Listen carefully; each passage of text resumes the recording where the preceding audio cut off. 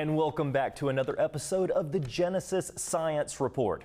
I'm David Rives, and we're thrilled to have you join us tonight as we continue to explore the intersection of faith and science.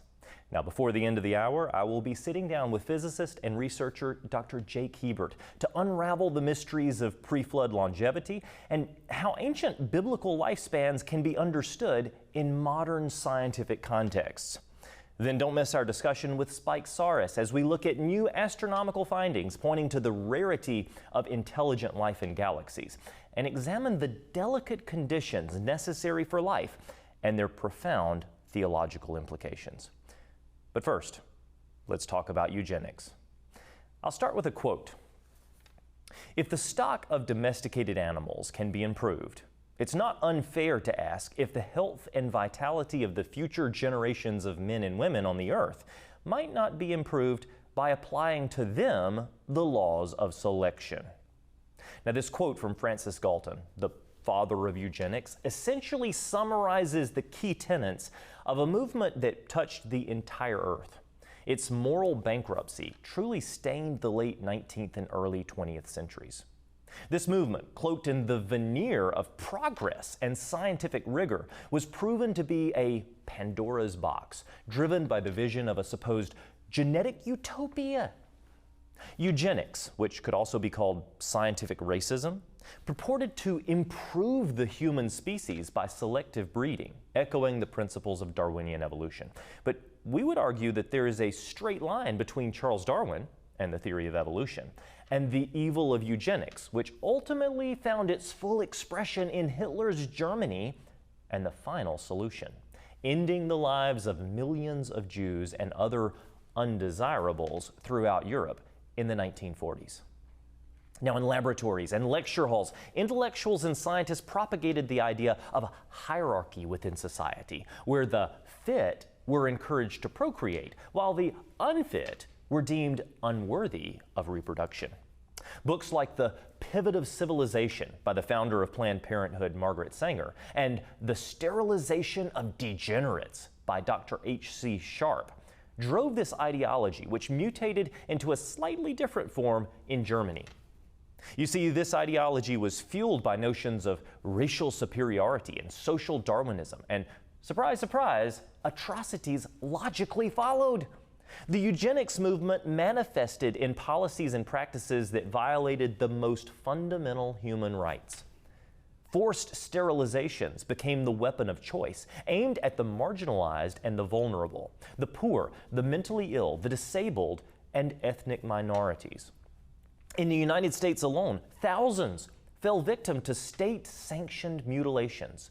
Laws were enacted to segregate and sterilize those who were deemed undesirable. This basically institutionalized discrimination under the guise of public health. Families were torn apart, lives were shattered. Lobotomies were bizarrely hailed as a miracle cure for mental illness, driven by the belief that mental disorders had a hereditary basis. Psychiatrists wielded the pick or the scalpel with disregard for the human brain and no fear of God. Minds were mutilated, personalities were fractured, all in the name of science and the greater good. Terms such as insane, lunatic, unfit, defective, moron, and idiot were used to describe anyone that weren't up to society's standards, and dissenting voices were dismissed as closed-minded and backwards. While I can think of many people who might deserve some of those titles, most of them would actually be in leadership roles today. But who exactly was standing against these wheels of progress? Well, how about the well-known creation advocate and politician, William Jennings Bryan, who was made famous with the Scopes monkey trial? You see, he argued against eugenics, with the same fervor that he argued against evolution during the Scopes monkey trial. He said this: eugenics is the most pernicious form of selfishness, and the doctrine of race suicide it propagates will sooner or later bring disaster to the human race. Or what about G.K. Chesterton? This well-known theologian is known for the quote, "Don't be so open-minded that your brains fall out." Well, they probably should have listened to him. Eugenics, said Chesterton, is the very first step in a science of government which will take away from the common man all power to control his own destiny. The first command of eugenics is, "Thou shalt not let thy neighbor breed." Now, both of these outspoken opponents of eugenics stood firm on the truth of God's Word as their basis for resistance. But I have to ask you, what was the logical conclusion of this perverse program? Well, the most notorious example is, of course, the Sterilization Act in Nazi Germany in July 1933, under which more than 150,000 Germans, including many children and even babies, were judged unfit and they were sterilized. An equal number were killed by gas or lethal injection between 1933 and 1940. So the ideas that started with Francis Galton, and did I actually mention that he was the cousin of Charles Darwin? Those ideas sought to apply the principles of natural selection to human society, believing that by selectively breeding individuals with desirable traits, humanity could be elevated to new heights of genetic perfection. This is what the theory of evolution looks like in action. Galton's work, Hereditary Genius, laid out the blueprint for decades of evils to come. Carl Pearson reiterated this idea. He said, "The science of eugenics is the attempt to direct the evolution of the species." Do you see the danger of this? And these ideas spread like a mind virus into all areas of society. I mean, even Theodore Roosevelt was impacted by these ideas when he stated, "Society has no business to permit degenerates to reproduce their kind." Believe it or not, the great Winston Churchill also began to be influenced by these principles. He said that the multiplication of the feeble-minded is a very terrible danger to the race. Now, some of these statements are merely poetic, philosophical truths, but the danger comes when those in power get to choose who is feeble-minded and who is worthy of childbearing. Finally, did these ideas suddenly end without explanation? I mean, not really.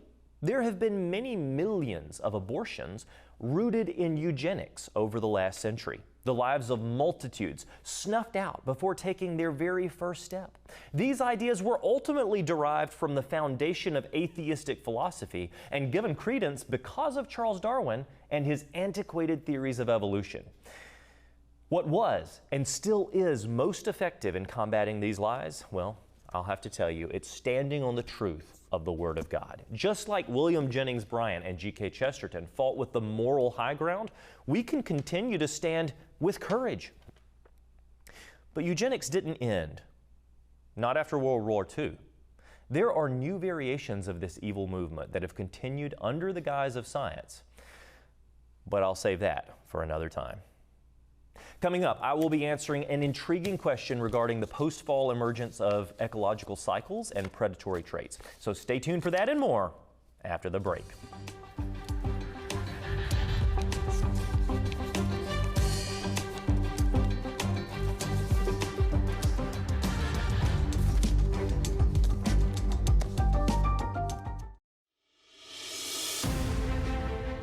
Friends of Genesis Science Network, we started this channel to make an impact in the lives of both Christians and inquiring skeptics around the world. It has done that in unbelievable ways. Now, one of our viewers wrote, "I've been watching your channel for nearly a week now, and I would like you to know the blessing that it's been to me. I've never had the finances or the opportunity to attend a university, but I've been a believer for the last 37 years.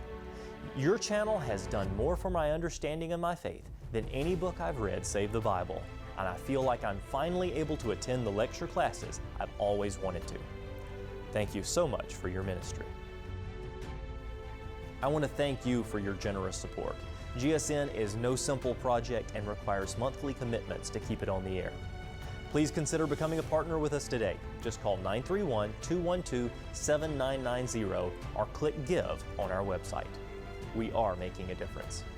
I'm David Rives, and you're watching the Genesis Science Network.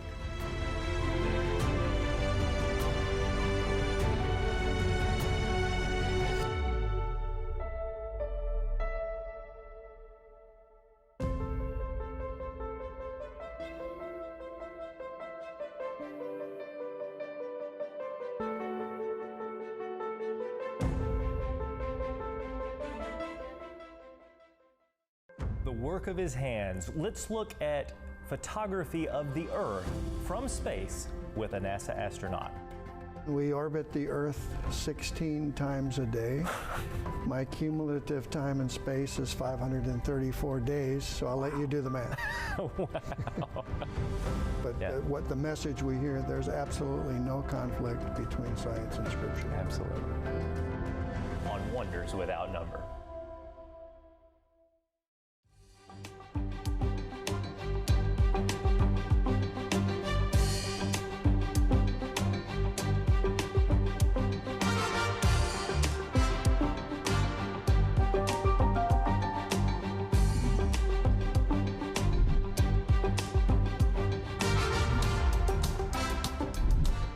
And welcome back to the show. It is time to tackle a viewer question in this week's Genesis Science Q&A.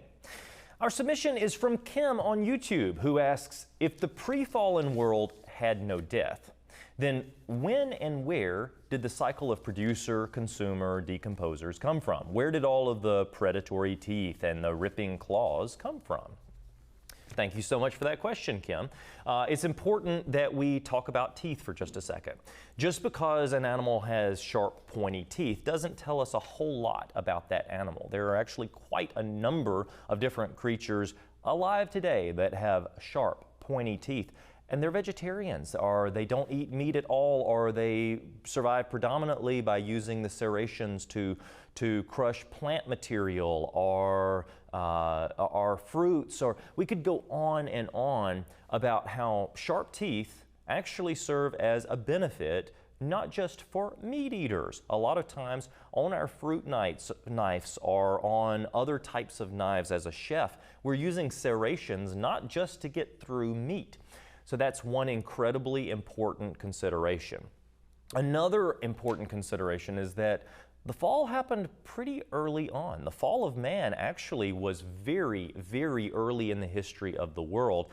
And I do have to believe that God in His infinite wisdom knew that there would be a cycle of death, disease, suffering, and even predation very, very early on. And by the time of the flood, we see a lot of predation.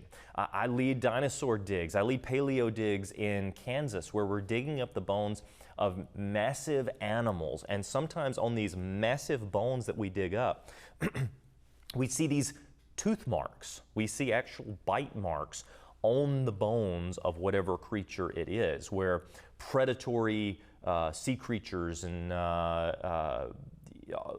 even predatory fish, large 18-foot long Zophaectinus, are chewing on these other creatures. So what that means is that there was a lot of death, disease, suffering that happened pretty early on. And that affected the entire world. So the pre-fallen world had absolutely no death, but it didn't last long because guess what? We are humans and we tend to mess things up.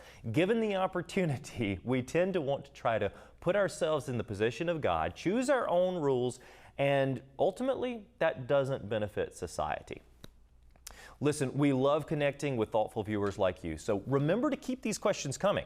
You can actually reach out to us on social media, or you can send us an email at comments@genesissciencenetwork.com.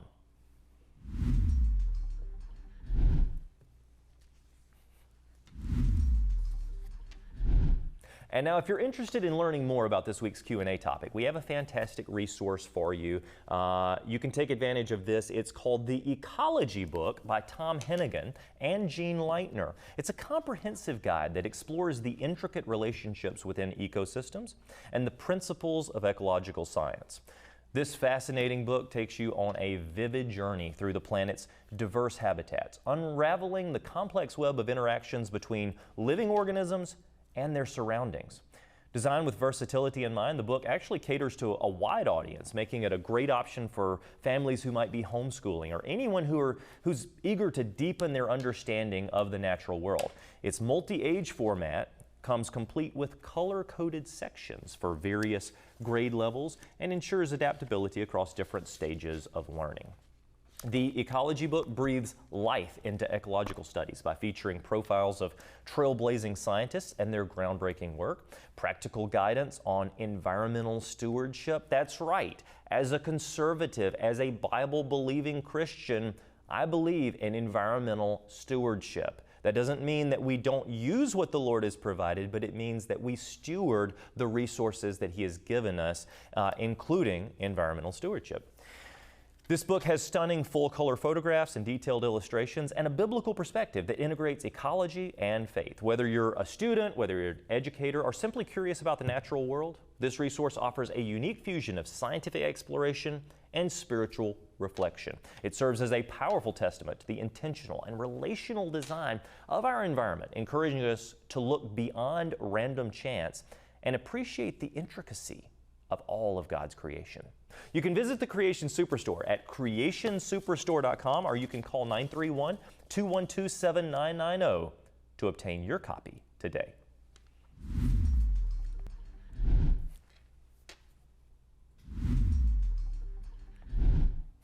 And now it's time to jump over to the Kids Corner, where we'll discover the amazing marvels of water.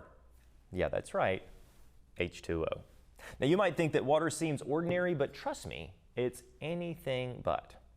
Let's take a look at this incredible resource and the impact it has on life as we know it. Water. Cool water is so refreshing on a hot summer's day, but pure water has no color, no taste, no odor. It seems very ordinary, doesn't it? With lakes and rivers and oceans full of water, it's pretty common to think that it's easy to say, hey, there's nothing special about water. But without water, there would be no life of any kind on Earth. Well, what is water? Chemically, it's known as H2O, meaning that one molecule of water is made with 2 atoms of hydrogen and 1 atom of oxygen. Now, molecules and atoms are the very tiny, small building blocks of all of the things around us, including ourselves. How small? Well, one single average-sized drop of this water is made up of more than 1.5 sextillion. That's 1.5 followed by 21 zeros after it. 1.5 sextillion molecules. Now guess what? It takes more than 5 sextillion atoms of hydrogen and oxygen to make all of those molecules. But that's just in one drop of this water. Now it's interesting to note that hydrogen is highly combustible. Think flammable. And the most abundant element in the universe. Now, oxygen, well, that's not flammable, but it does help to feed a fire, causing it to burn faster and hotter. So maybe you could think about that next time you have a drink of water. Amazingly, when hydrogen and oxygen are combined, we can have a liquid to drink. Or when as a vapor, such as steam, we can breathe it in. When it's lowered to the freezing point, it becomes a solid, ice, that helps preserve and cool things. Solid H2O also has some pretty unusual features because most chemicals shrink in size when they're in their solid form and they expand in their liquid form. But water does the opposite by expanding when it's frozen and shrinking when in a liquid form. As a liquid, water is denser than when it is in its solid form. Now this causes our ponds and lakes to freeze from the top down instead of from the bottom up. That allows the fish and the other water creatures to survive, even though the surface of the lake is completely covered with ice. Water, it's what we drink, it's what we bathe in, even what makes up a large portion of our body, and it is absolutely necessary for life to survive. Unlike most other planets, God has blessed us with an abundance of water in liquid, vapor, and solid forms. That makes our planet Earth a unique and special place. Now, as we wrap up our adventure in the Kids Corner, I want you to get ready for a deep dive into new research with Dr. Jake Hebert that may provide insight into the Bible's pre-flood accounts of extended human lifespans. So, we'll be right back.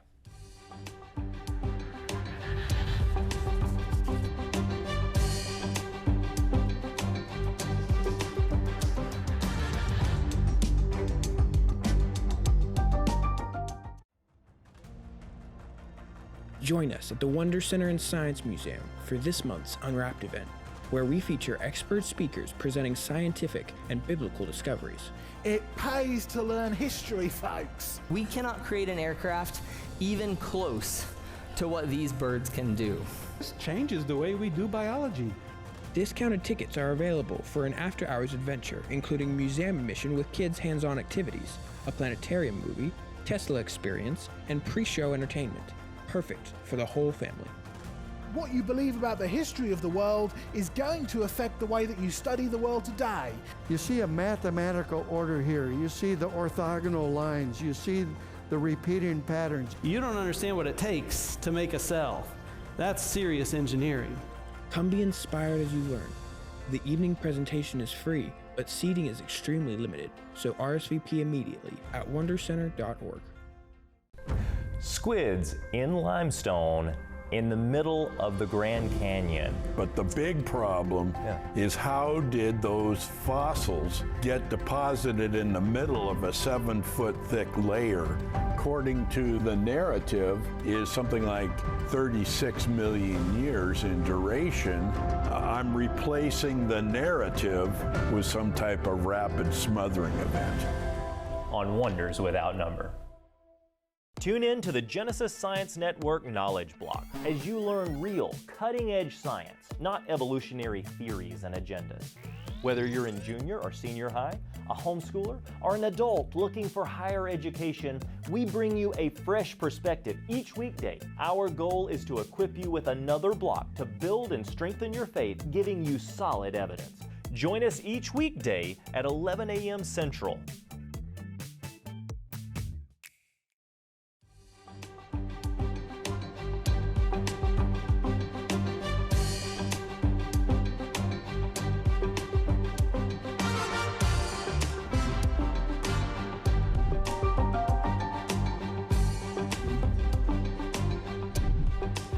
In the realm of biblical history, few topics spark as much debate as the extraordinary lifespans mentioned in the book of Genesis. The idea that ancient biblical figures like Adam and Methuselah lived for centuries has long been a point of contention between skeptics and believers. And for decades, those of us who interpret the Bible literally have been ridiculed for holding these beliefs. Now, while historical and cultural records from various civilizations hint at the possibility of extended human longevity in the distant past, the hard scientific evidence has been somewhat elusive. But this past year, a team of researchers recently uncovered new insights suggesting that pre-flood creatures, including humans, lived much longer than they do today. Joining me now to analyze the research is Dr. Jake Hebert, a physicist and research scientist at the Institute for Creation Research in Dallas. With a PhD from the University of Texas at Dallas, Dr. Hebert has dedicated much of his career for developing creation-based models for the post-flood ice age and climate change. He's the author of several books on these subjects and has recently turned his attention to investigating scientific and historical evidence that supports the extended lifespans of biblical patriarchs. Dr. Hebert, it's great to have you on the show. Thank you so much, David, for having me. I'm delighted to be here. Oh, it is incredible to see you. I can't wait to be with you in person, hopefully in the near future. It's always great to connect. But earlier this year, Dr. Ellis Newham and a team of researchers from Queen Mary University of London published evidence in the journal Science Advances that found that several small Jurassic mammals had these surprisingly long lifespans of like 14 years, something like that. But before we dive into specifics, my first question is, why should believers be interested in this type of research? Well, this goes straight to, the Bible's credibility. This is one of the most, I'm sorry to say, one of the most ridiculed claims in Scripture, and you have even many professing evangelical Christians saying that we cannot take these ages that are recorded in Genesis literally. And I'm saying, no, we've got evidence that they are literal. And it's coming from some unexpected places, but it's really exciting. Well, that is interesting, and of course I love any sort of new scientific research, but what you're doing and what you're finding, I can't wait for you to share the complete picture with us. Is there other fossil evidence that animals in the pre-flood world had these very long lifespans? Yes. And we have to ask a really important question before we even go there. And that is, do we believe that these lifespans are natural or supernatural? Do we believe they're miraculous, or was there something about that pre-flood world and just naturally enabled these long lifespans? And I am firmly convinced it was natural. I don't see any hint in Scripture that it was supernatural. But that raises an issue. If it's natural, it is very likely that that extreme longevity also affected the animal kingdom. And that's because almost any mechanism or mechanisms that you can imagine to explain this longevity would have also applied to the animals. You know, Adam and Eve, they had no mistakes in their DNA, and their immediate descendants had very few mistakes in their DNA compared to what we have now. But that would have also been true of the animals. A lot of people think there was something about the environment. Maybe the atmosphere was a little bit different, maybe a little more oxygen. Well, the animals were breathing that air too. So pretty much any mechanism that you can imagine to explain the human longevity would also apply to the animals.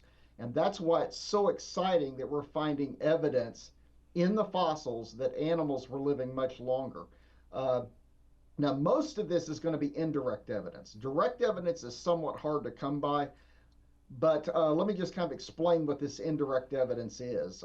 People who've studied longevity, there's a bunch of studies that people have done on longevity of living animals, and two trends that just really leap out are, one, the bigger the animal is, the longer it lives. That's the general trend. Bigger animals live longer. Of course, we already sort of knew that, right? We know that dog years aren't the same as human years. But also, the longer it takes you to become an adult, the longer you live. There's a bunch of studies that show that trend. So what do we see when we look at the fossils? We see abundant evidence of giantism. It's all over the place. Right. And we're not talking just about things like dinosaurs. We're talking about creatures that are still around today. The fossil versions are often much, much larger than the living versions. And so that's indirect evidence. Also, we're seeing a ton of evidence for delayed maturation. That's a little bit easier to come by. And then we've also got some direct evidence. And that study you cited from this year is an example. They've found evidence, they can count growth bands around the roots of these fossil teeth of these little bitty mammals. Okay, these little bitty mammals are like shrews. They weigh less than a pound. And yet, based on these counts that they're doing, it looks like they were living to be between 9 and 14 years old. Now, remember, these are little bitty animals, okay? Yeah.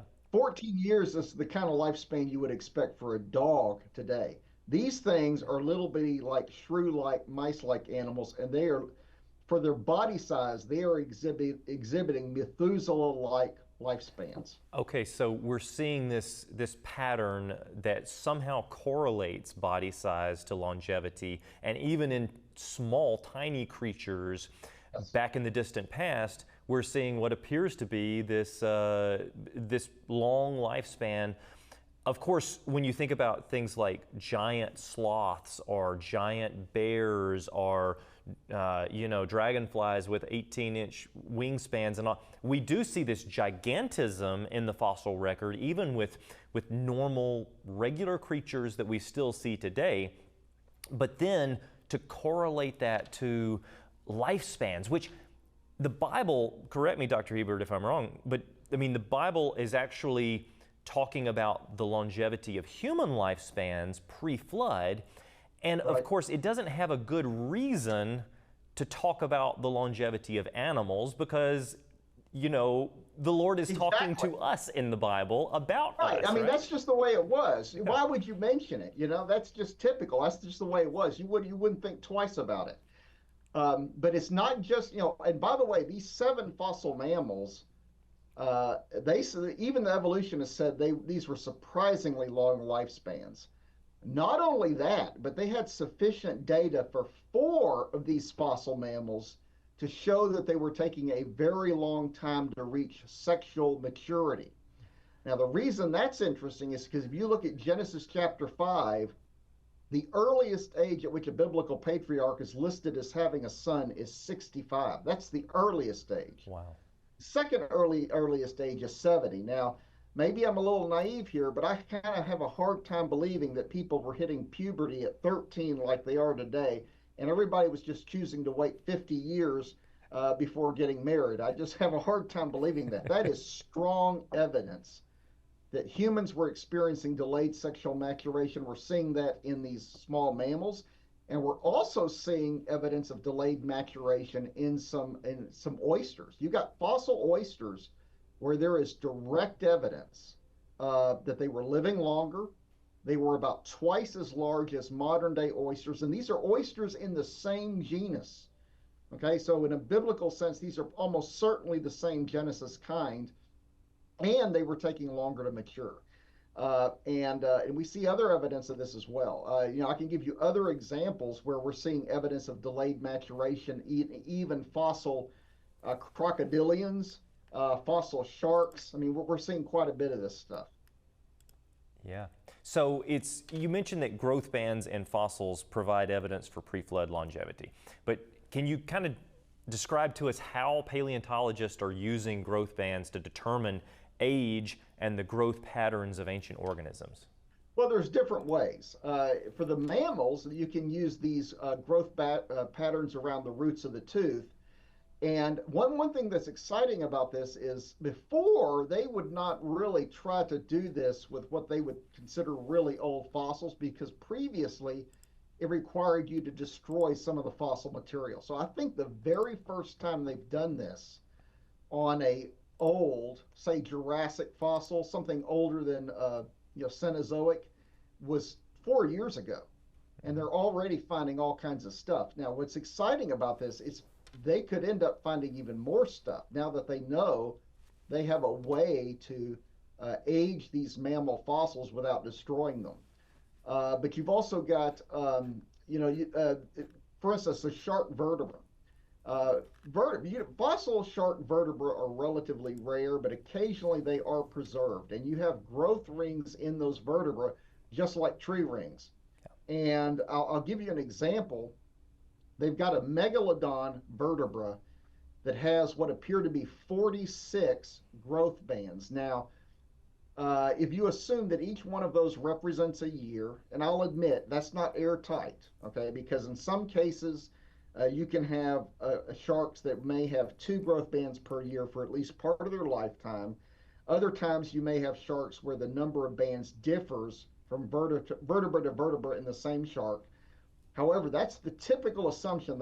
That's usually their default assumption. The default assumption is that 1 growth band is per year. Well, if you look at those growth bands in the shark vertebra for this megalodon, they are evenly spaced. And what that means is, if you assume that the body length is proportional to the spacing between those growth bands, that means it was growing at a constant rate, essentially.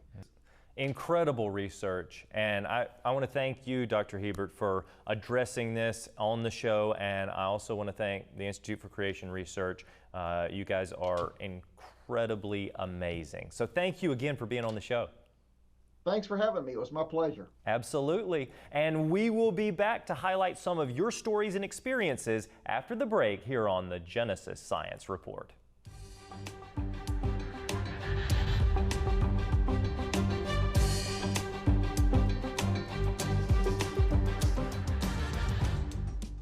Hi, I'm David Rives, and I'm inviting you to visit the Creation Superstore, the largest Origins-related store in the world. Not only will you find every book and video title on creation versus evolution, science, but also every resource that teaches us about our origin and how it all takes us back to Genesis, a grand designer, the God of the Bible, and ultimately, yes, the gospel message. Documentaries your family can trust, fossils, teaching videos, children's books, church Bible studies, homeschool supplements, and expert scientific literature. If you can't find a title, call us up and we'll add it. Normally, you'd have to visit dozens of sites to gain access to all of the titles that are out there, and then you would be at a loss to whether the book or video was worth the purchase. But not here. We've curated the best of the best into top 10 lists. And on some of my favorite products, you'll find the Rives rating, where I help guide you on the best resources available for not only those who love history, biblical studies, and creation science, but also great products at the layman level, easy to understand for those who are learning or want their children and grandchildren to be exposed to a biblical worldview. Just look for the Rives rating to find my personal favorites. Use the search bar to look up a topic or follow our menu to sort by ministry, subject, or author. Give us a call at 931-212-7990 as you're browsing. We have ministry volunteers who will do their best to assist you at all hours of the day and even help you place your order. Yes, a real person. Get ready for a secure shopping experience brought to you by the leaders of creation-based research. Your purchase goes towards ministry outreach and also supports the authors and organizations who publish the material, most of whom are personal friends and colleagues of mine. I'm David Rives. Truly, the heavens declare the glory of God.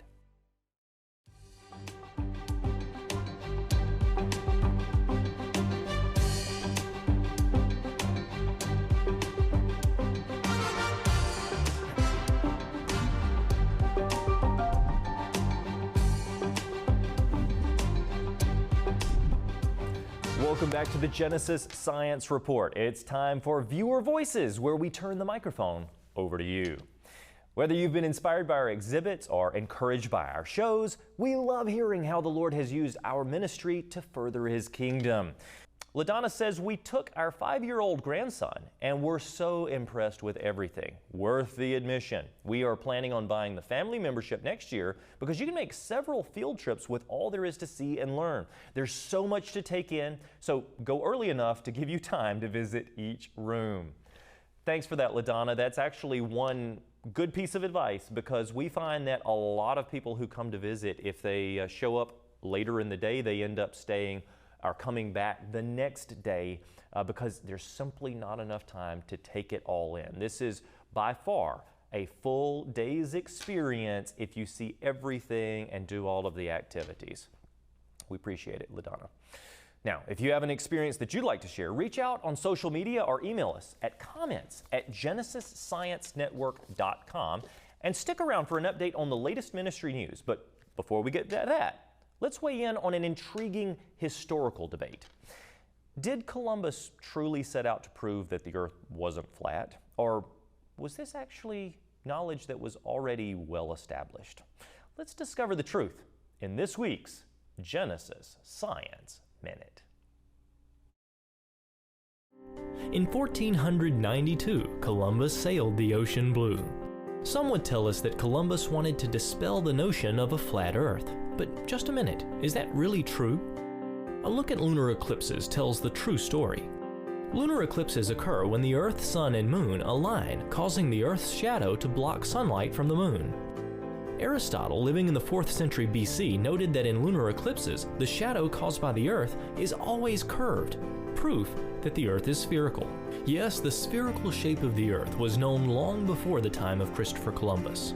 Around 2,000 years before that, the prophet Isaiah referenced the circle of the earth with the following preface. Have ye not known? Have ye not heard? Hath it not been told you from the beginning?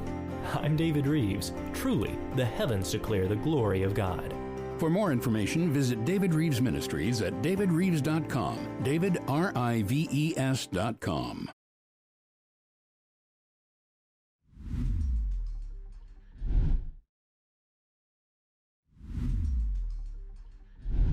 And now for this week's Ministry Update. We have some amazing experiences to share with you from the past few weeks. First, I'm a member of the Creation Research Society, a think tank for scientific research. Now, we recently held our annual conference where friends and colleagues from around the world presented their latest scientific research. We discussed molecular views of creation and geological evidence supporting the Genesis flood. It was an incredible time where we can offer insights and connect with other researchers and scientists who share a biblical worldview. And second, here at David Rives Ministries, we recently returned from our Wonders of Africa tour. And I'll tell you what, this trip was truly the adventure of a lifetime. Our group experienced close encounters with majestic wildlife, including cheetahs, elephants, lions, and more. We enjoyed sunrise game drives, bushwalks, and breathtaking astronomy sessions under the pristine African night sky.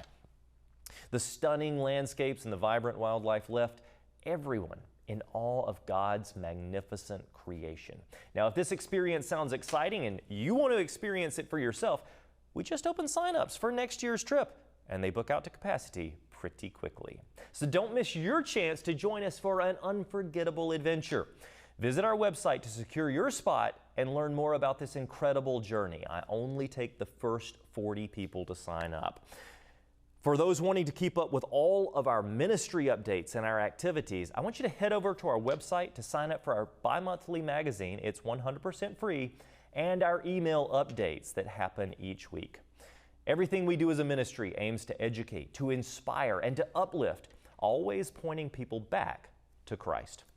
Now, your prayers and support are the foundation of our mission.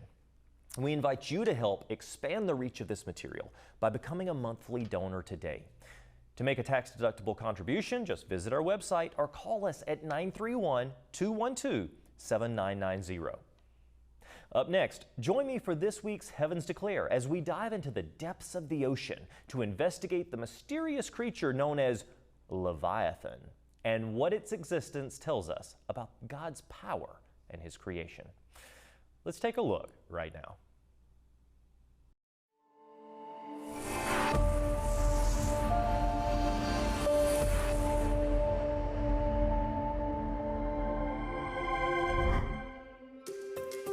Have you ever had the chance to go deep sea fishing?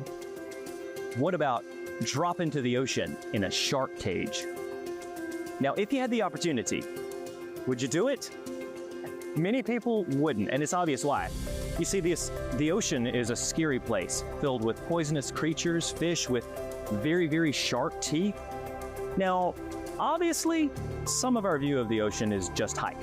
The ocean isn't that dangerous, and thankfully, it's a lot less dangerous now than it used to be. You see, the Bible describes this dangerous sea creature in the book of Job. This massive beast was impervious to spears, hooks, and darts. He had a close-knit, scaly hide and fearsome teeth. Fishermen and sailors were afraid to stir him up because they thought they might die. And if that wasn't bad enough, he breathed fire. Yeah, I'd be leaving him alone too. You see, this creature is called Leviathan, and we know that it was a real animal. You see, God uses it as an example of His power, and it wouldn't make sense as an illustration if it wasn't a real creature. Besides, it's included at the end of a list of other real creatures that we know today, such as hawks, horses, and ostriches. So what was this Leviathan? Well, based on the description, we know that nothing like it rules the oceans currently, so it must be extinct now. But likely, it died out sometime after the flood. You see, the flood would have dramatically changed the climate and wiped out populations of sea creatures, causing some to go extinct or decline into extinction after the flood. Now, apparently, some Leviathan populations or individuals survived the flood, only to die out much, much later. So now, let's look to the fossil record to see if there's anything that might match the Bible's description of this fearsome creature. Some have suggested that it might have been this 40-foot super croc called a Sarcosuchus, or maybe it was a short-necked plesiosaur. It might have grown over 80 feet long if it was one of those. But my favorite guess is that it was in the family of tylosaurs or mosasaurs, which were giant marine predators with lots and lots of teeth. Now, it's possible that some creature that matches Leviathan is still yet to be discovered, and we can hope that it's only found in the fossil record. Now, while we don't know for sure, what we do know is that it did exist. It breathed fire, and it declared the glory of our Creator. I'm David Rives. Truly, the heavens declare the glory of God.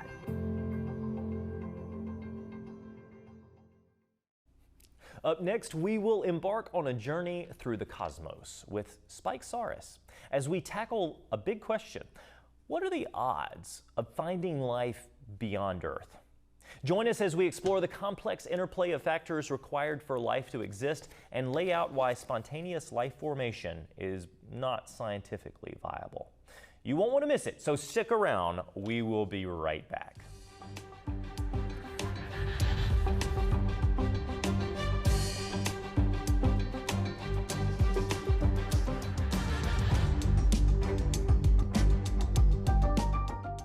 We know that you want to have a deep faith in the Lord and to witness to those around you. To do that, you need tools and information to strengthen your faith using scientific discoveries that prove the Bible to be true. The problem is that atheists using evolutionary theories claim that they've refuted the Bible's accuracy. What's worse, the real facts are censored. If you don't have a PhD in science, you're often left feeling helpless when trying to defend your faith. But you need to be equipped to know the truth. For that reason, over the past 13 years, we've become the most trusted name in biblical scientific research, interfacing with nearly every top Christian organization in existence to distill and give you the true facts as they support your faith in Christ. Sign up for our weekly emails and free bi-monthly magazine. Consider becoming a partner with us as we reach the world with the truth of the Bible and the gospel message. I'm David Rives. Truly, the heavens declare the glory of God.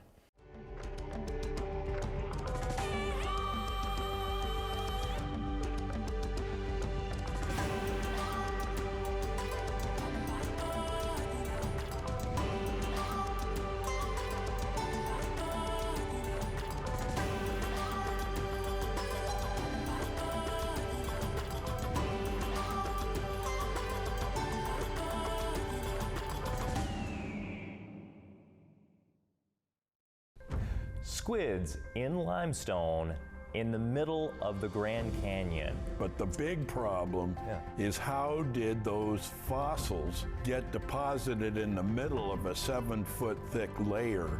According to the narrative, is something like 36 million years in duration.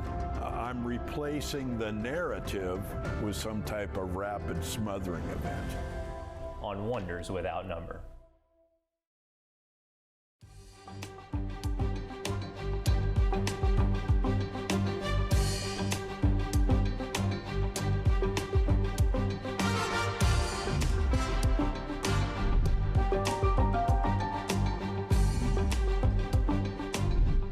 And welcome back to the show. For this discussion, our focus turns to a vital question. Is Earth the sole cradle of intelligent life in the cosmos? Now, central to this question is understanding how rare Earth's environment is and what this means for identifying potentially habitable exoplanets. A new study analyzes these variables using a formula known as the Drake equation, and the findings suggest that the odds of intelligent life may be far lower than previously thought. Joining us to unpack this intriguing study is Spike Psarris. Now, Spike has a Bachelor's of Science in Electrical Engineering from the University of Massachusetts and has done graduate work in physics. For a number of years, he actually worked as an engineer in the United States military space program. Now, Spike entered that program as an atheist and a committed evolutionist, and he left it as a creationist and a Christian. He now speaks and writes on science, creation, and the Bible, and is the producer of an incredible video series. I've watched it, you should too. It's called What You Aren't Being Told About Astronomy. His website is creationastronomy.com. Hey Spike, it's a pleasure to have you on the show. Thanks for having me, David. Pleasure to be here. Absolutely. Listen, to start us off, can you kind of give us an overview of the Drake equation and explains what in the world that attempts to calculate in terms of extraterrestrial civilizations? So Frank Drake was an astronomer who published this equation in the 1960s, and he tried to come up with an equation that could calculate the number of alien civilizations in our galaxy that we could potentially communicate with. And so how would you calculate such a value? Well, he came up with this equation that says if we figure the average number of stars that form in our galaxy every year, and then the fraction of those stars that will have planets, and then the average number of planets that will develop, that can develop life, and then the number of planets that can develop life that actually do develop life, and then the percentage of those where life becomes intelligent after a long period of evolution, and then survives long enough to create a civilization that could communicate with us. And when you combine all those numbers together, you get some probability. And then when you apply that to the actual galaxy and add in some numbers, you come up with values that people publish as estimates for how many alien civilizations we could talk to.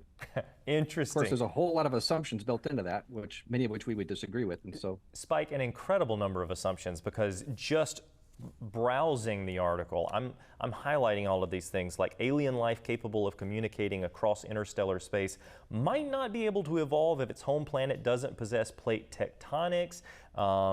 They mention that complex multicellular life appeared during a period known as the Cambrian explosion. They give that an arbitrary date. They talk about coexistence of needing oceans with dry land, but just because you have dry land and oceans and continents and all of these things, that's not sufficient enough. Oh no, you actually have to have a bunch of other factors. Can you walk us through a couple of the factors, particularly focusing on like the average rate of star formation and the fraction of stars that we know have extrasolar planets that we've discovered so far? Sure. Well, the average rate of star formation is something that is based on observations, unlike many of these other things.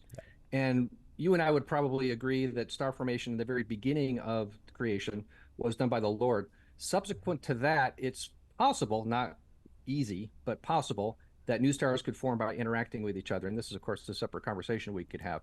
Astronomers today on the secular side would argue that somewhere between 1 to 5-ish stars form in our galaxy every year.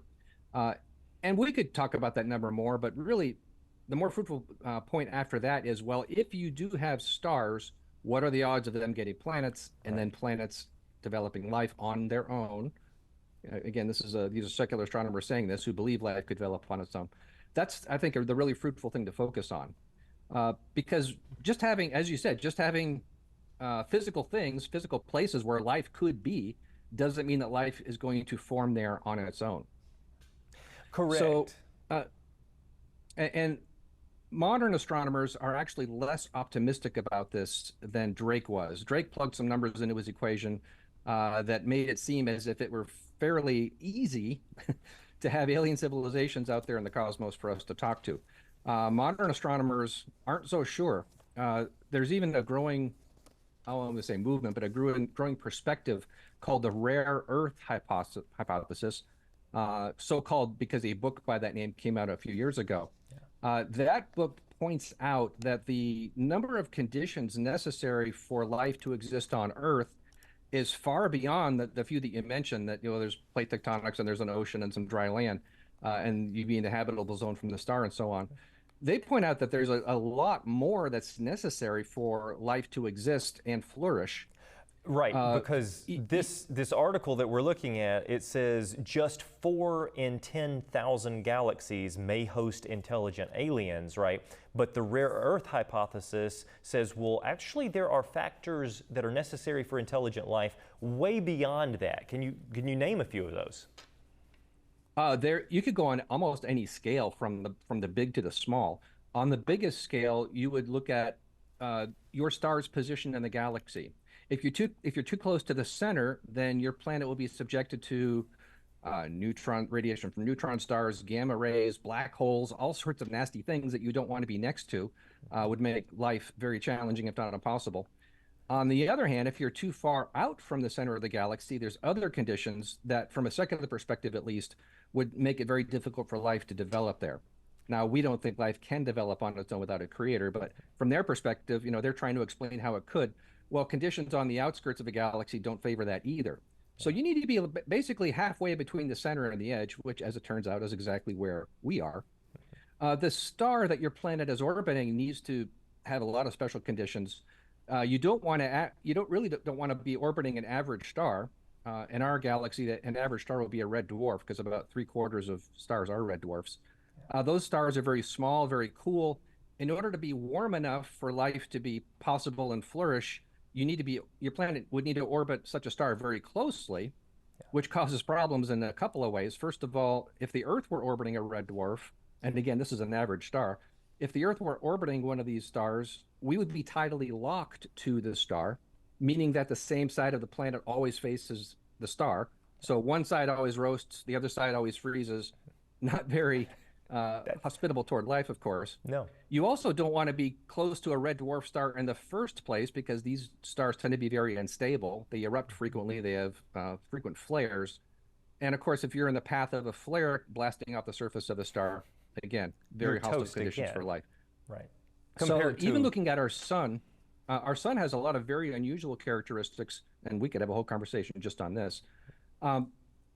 The rare earth hypothesis, that the book that I mentioned that this name comes from, listed a whole list of different characteristics, pardon me, focusing not only on the galaxy and the star, but even characteristics within the solar system. You want to have, for example, a Jupiter in the outskirts of the solar system to shield you from comets and potential impactors coming in from outside. But you also don't want to have hot Jupiters, which are large planets orbiting too closely to the sun. Yeah. And on it goes. I mean, just you can go through this book, and there's a long list of characteristics. And the author's ultimate conclusion is that the Earth is very rare, that we have this unique combination of very unlikely characteristics that are all necessary for life to happen here. Which makes perfect sense. All of these discoveries seem to be showing just how unique the Earth is. But then you have that incredible assumption that you just mentioned a moment ago, which is a massive variable, stating that if all of the conditions were to align perfectly in some planet around some star in the distant universe, that life can form from non-life. Talk about abiogenesis for a second and how that actually is a pseudoscience.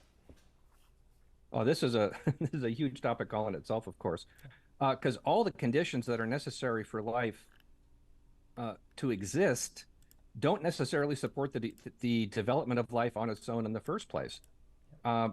Scientists in the creation movement have published many articles pointing out the numerous and apparently insuperable difficulties inherent in biochemistry to get from non-living chemicals to the first life form. Very interesting, Spike. I tell you, your research is very unique. You're tackling questions that most people do not tackle, or that there's not a lot of information out there. So thank you again for doing that. And I would encourage everybody, you can go to creationastronomy.com for more information. Thanks, Spike, for being on the program. Thanks for having me, David. Absolutely. And that is it for today. I want to thank you for joining us on the Genesis Science Report. Until next week, keep looking up. I'm David Rives. Truly, the heavens declare the glory of God.